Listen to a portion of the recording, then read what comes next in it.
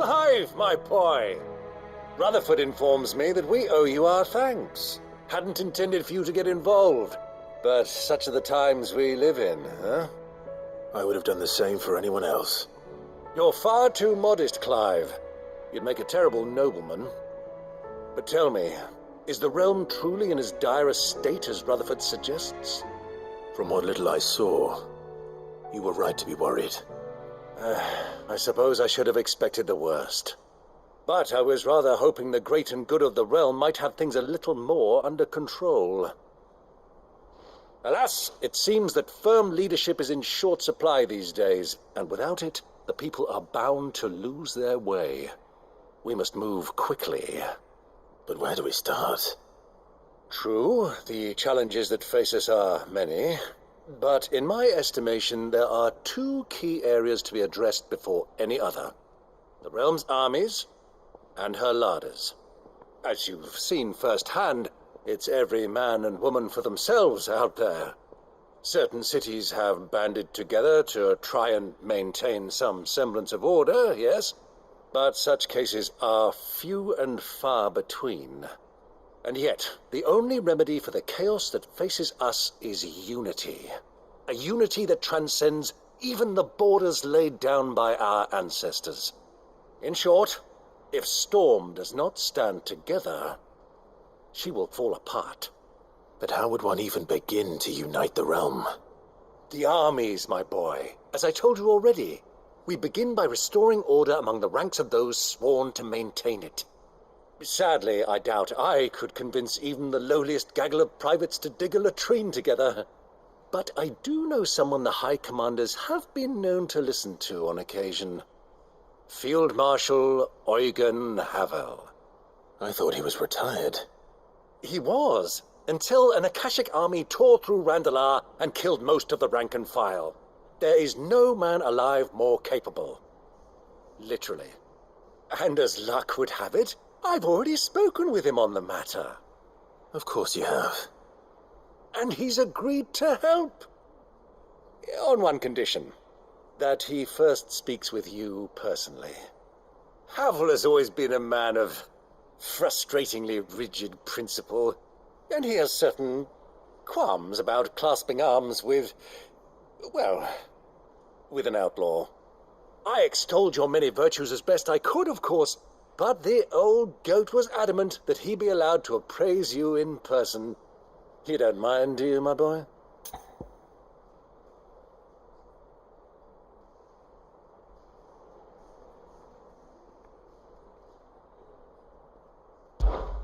Of course not.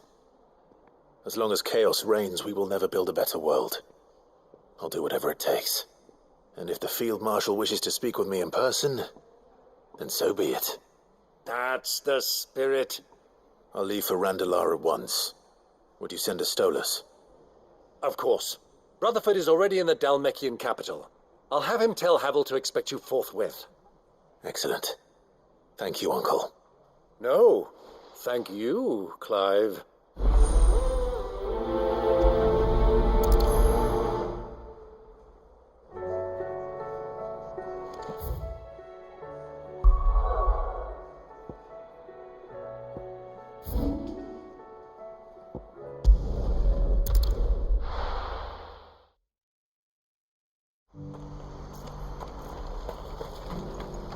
Do you see that too?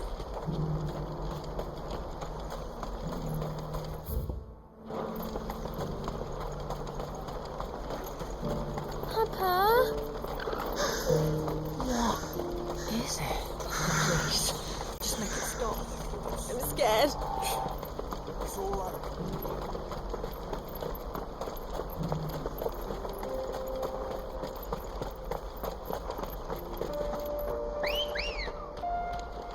Ready, go?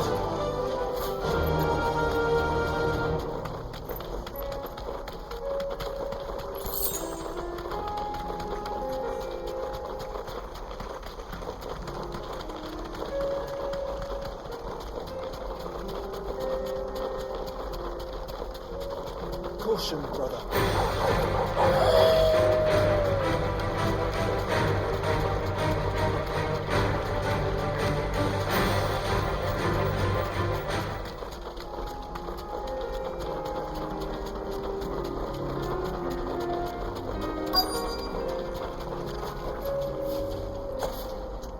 can't be Rutherford, can it?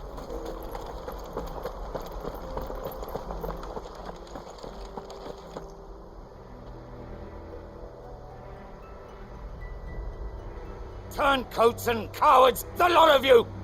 If it's a fight you want, it's a fight you shall have! Allow me.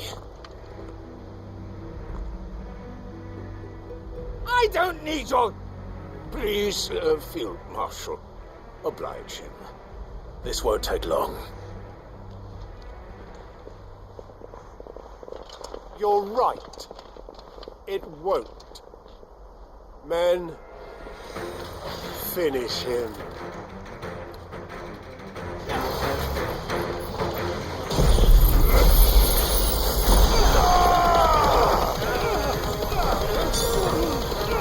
It's over.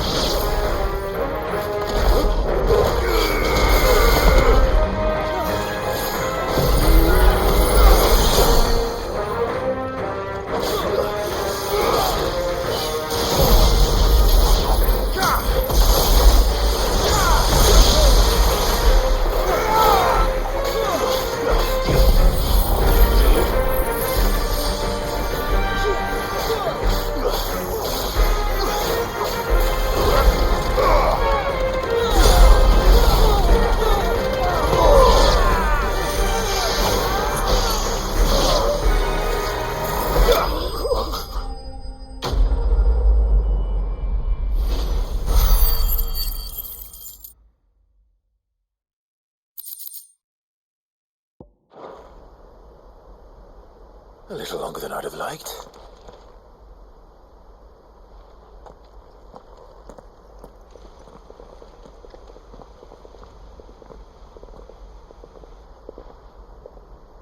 Field Marshal Havel, I presume.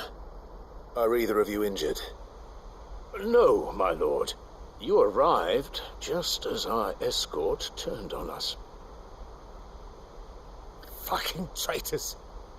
I'd heard reports of soldiers in the outlying regions abandoning the oaths they swore.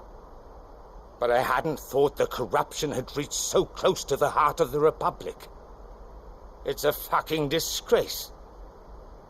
Your interfering old bastard of an uncle tried to warn me, of course. My Lord Marquis. Or is Sid the Outlaw more to your liking? Call me what you want. It doesn't change who I am, or the urgency of the message I bring. My uncle has a plan to right the realm, and he needs your help to see it through. Before I agree to anything, I'd have you answer one question. What do you stand to gain from all this? I won't deny that I might benefit from further chaos. But I seek a new beginning for all of us. And while the choices I've made may not always have been the right ones, I know I made them for the right reasons. For so long, so many of us have been told how we could live, how we could die, when it should have been our decision all along. Now we have a chance to put things right. But in order to take it, we must stand together, even if it be beside those with whom we don't see eye to eye.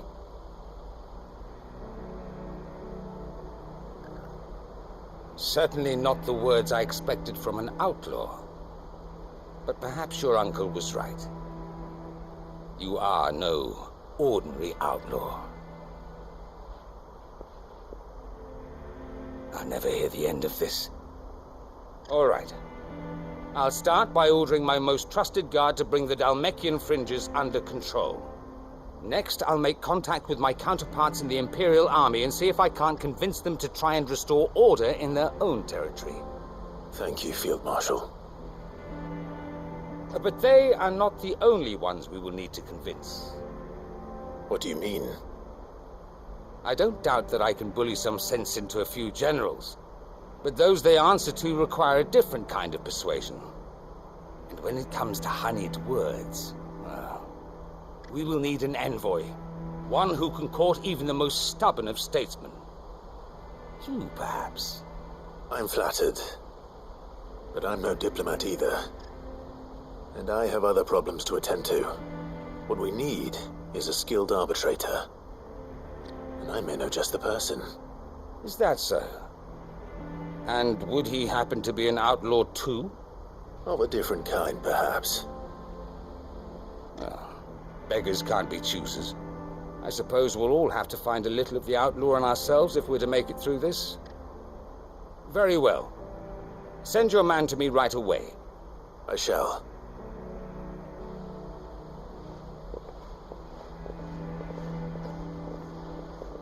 My Lord Marquis, your Lord Uncle bade me escort the Field Marshal to his manor in Port Isolde.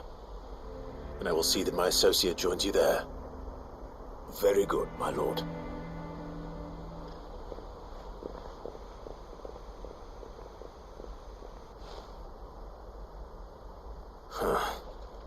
An envoy. I'm not sure I'm the man to talk anyone round.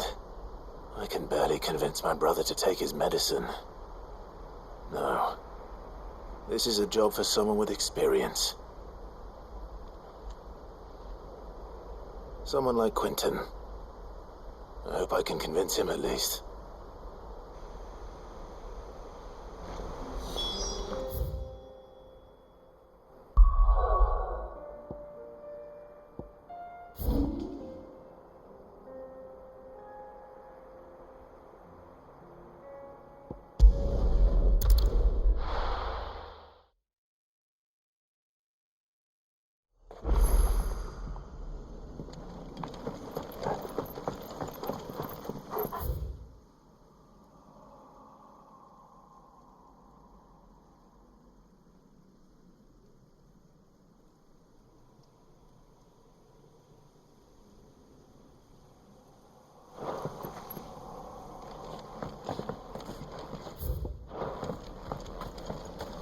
Ambrosia won't help me here.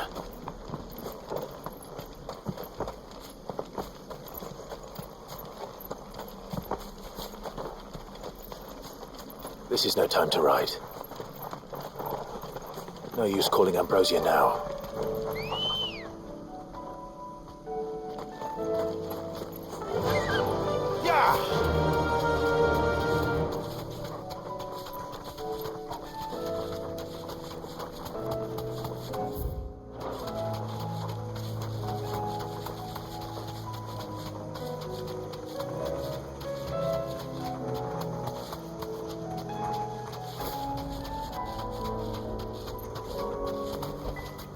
Back to the stables, girl.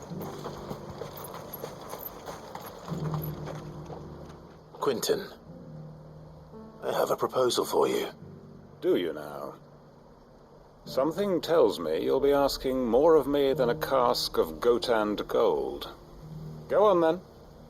Propose.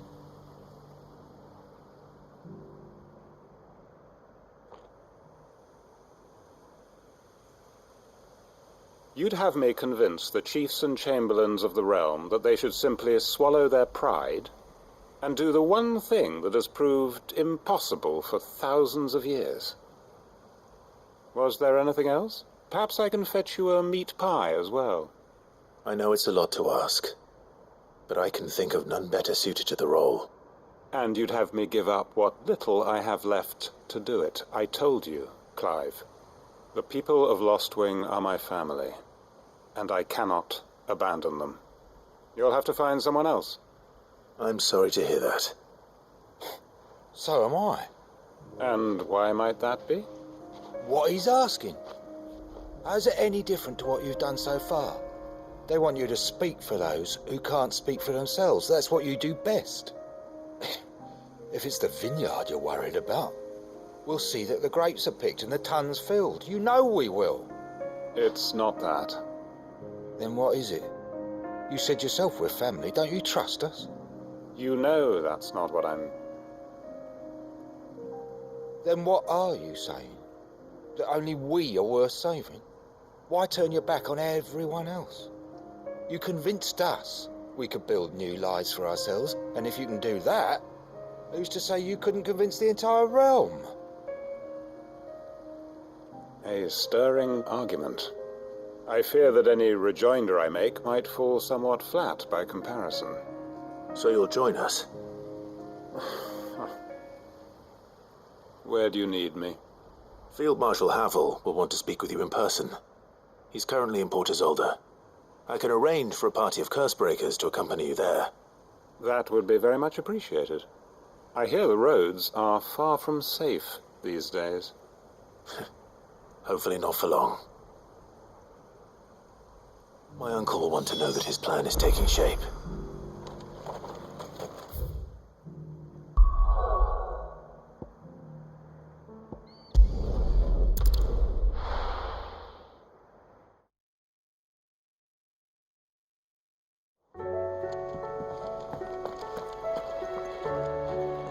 Uncle, I bring good news. The Field Marshal has agreed to your plan. Ha! Of course he has. I didn't doubt you for a moment, dear boy. Rutherford is accompanying him back to your manor in Port Isolde as we speak. They will await your return there. As will one other. One other? Who, exactly? Lord Havel was concerned that even if he could get the realm's armies to agree to an accord, he might not be as successful in convincing those with political power. He asked if I might have a solution, and I suggested a certain Imperial Lord Magistrate turned Liberator. One of your co-conspirators? Master Quinton would probably call me one of his, but yes. Another outlaw, then. Just the thing we need to put these rotten politicos in their places. Good thinking, Clive. I'm glad you approve. The more the merrier, eh? Uncle, assuming Havel and Quinton can solve our problem with the armies, you still haven't mentioned how we might manage the grain shortages. Oh, don't you worry, my boy. The 7 high houses will be seeing to that. They have all agreed to make the most generous of donations. Oh, of course, it did take a little persuasion, but luckily I had some unexpected help. From who? Why, you, my boy. Rumor has it that you rescued the Lady Ariane's head steward Rockford from a horde of bloodthirsty bandits. It was more of a handful. Well, the old battle-axe was so pleased. She had a shipload of talents delivered to my private docks by the next new moon. And when the other houses saw the parsimonious old crone's purse strings finally loosen, they as good as tripped over themselves in the rush to follow suit. I'm happy to hear it. Now, I must be getting back to the manor. Join us there at your earliest convenience, would you? Of course, Uncle.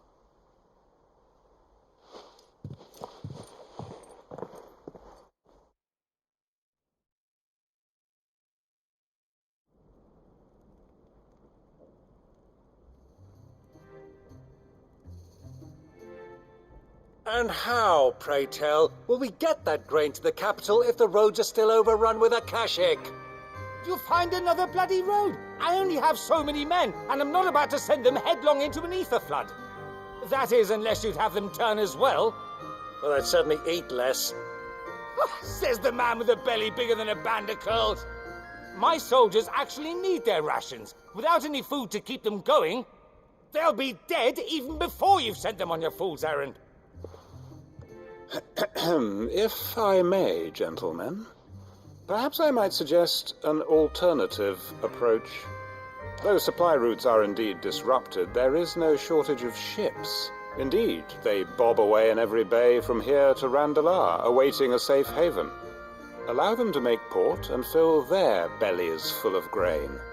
And once those who crowd the cities are fed, ferry the displaced back to the countryside to work the fallow fields. But I'm sure that you wish to continue your discussion. Forgive the interruption. 2 such firm friends as yourselves need no help from the likes of me. Rutherford spoke fondly of the great bond between you. Us? Friends? I can't stand the man. Clive, I'm beginning to question the quality of the company you keep. And what kind of company were you expecting him to keep? The man's a criminal.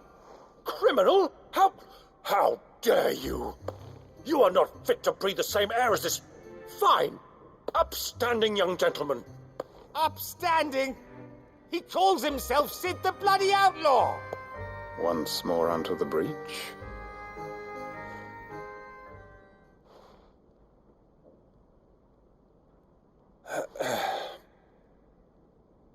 Shall we begin again? What we seek here is not to create a new nation, nor to claim the thrones of those that already exist. We wish simply to bring stability to the realm that mankind might weather the current storm. And to do that, we must convince those in power, the generals, the statesmen, the nobles, that our cause is just. There will be disagreements, yes, and I imagine some resistance, much resistance. But we cannot let that deter us. If we show them the path, show them that we walk it ourselves, then I am confident they will follow. The fate of the world lies in my nephew's hands, but the well-being of her people lies in ours. And we must not squander the chance that Clive has given us. Uncle Byron, Now, with that settled, let's move on to the signing of the Accord. For what great moment in history hasn't been accompanied by a little ceremony?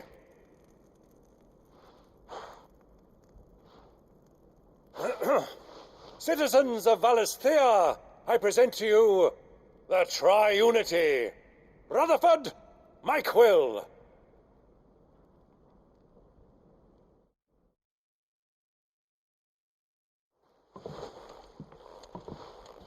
Well, my boy, the stage is set. that it is. This is the role you were born for. Now I ask only that you trust in the talents of your supporting cast. We shall play our parts to the best of our abilities, that you might have the opportunity to shine. The realm needs its Sir Crandall, and there is no better Crandall than you, Clive. I want you to keep this signed accord as proof of our faith in you. I will. Thank you, Uncle.